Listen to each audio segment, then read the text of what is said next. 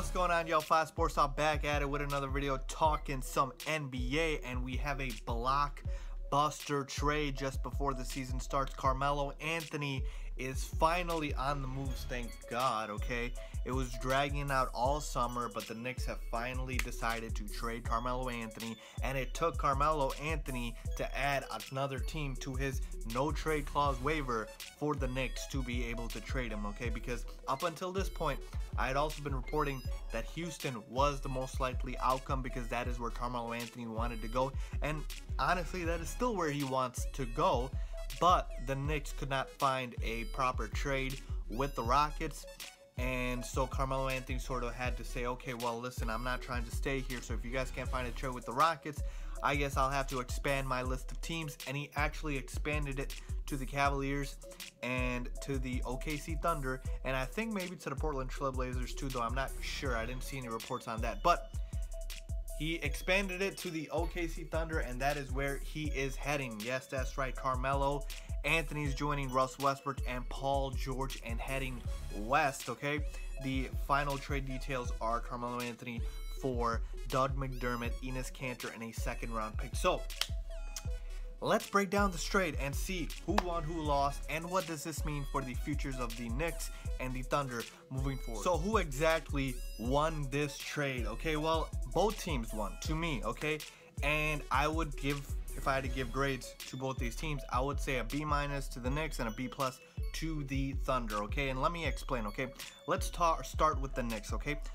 They got Doug McDermott, Enes Kanter, and a second-round pick. That second-round pick is going to be Chicago's second-round pick that OKC is sending, that they got in that Doug McDermott trade from the Bulls, okay? So it's the Bulls' second-round pick. That could be semi-valuable, okay, because the Bulls are going to be awful this season and maybe the next season after. But it's a 2018 second-round pick. The Bulls will be awful.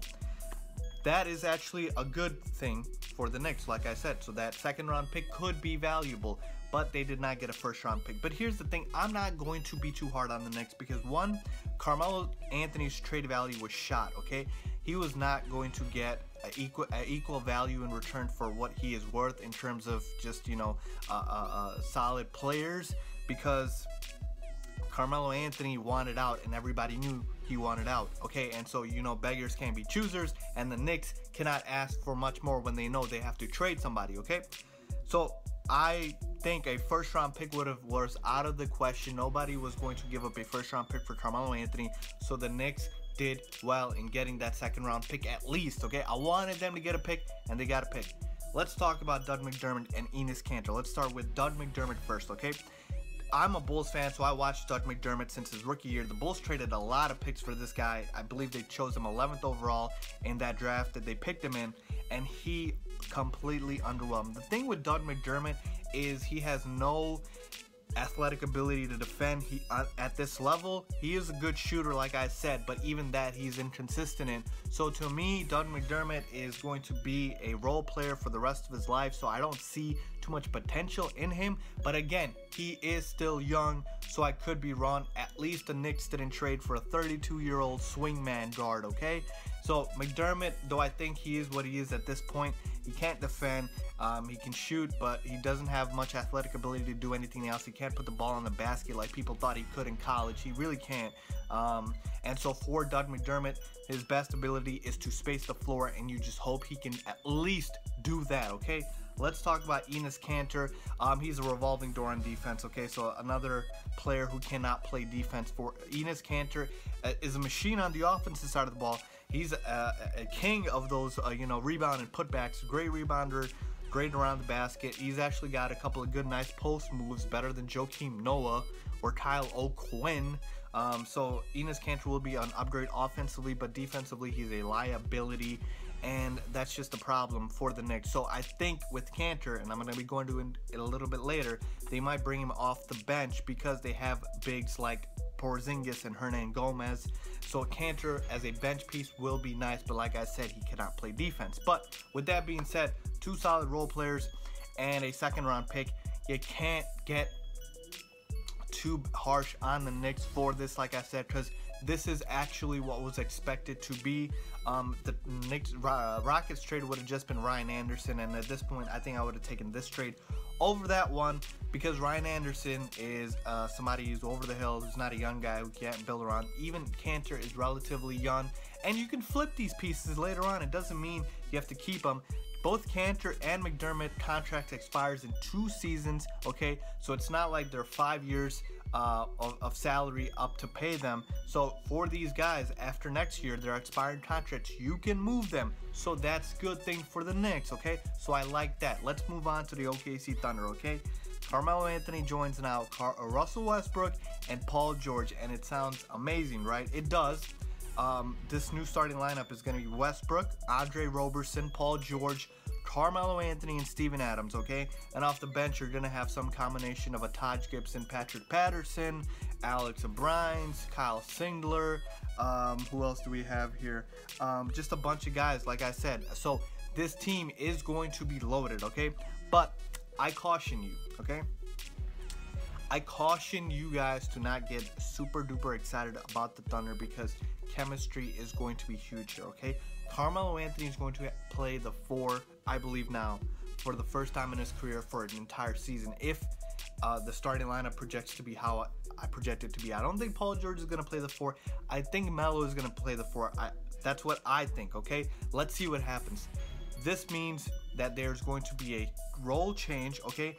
And that's the problem here with the Thunder, is they better define the damn roles for these guys, okay? Russ, PG, and Melo better talk it out and make sure they know, okay, listen, we need to know our roles, okay? When LeBron and D-Wade joins Chris Bosh and all of them in Miami, they had defined roles. So again, LeBron James would carry them for the entire game. Dwayne Wade would come through in the 4th quarter. Chris Bosh, was the 3-point threat / rebounding machine. So they had specific roles. There needs to be a pecking order, okay? Because chemistry can get this team really far in the playoffs, or it can do them in, okay? And that's the biggest problem here, because if Russell Westbrook decides, to play with blinders on and doesn't care about passing the ball, then that's going to be a problem, okay?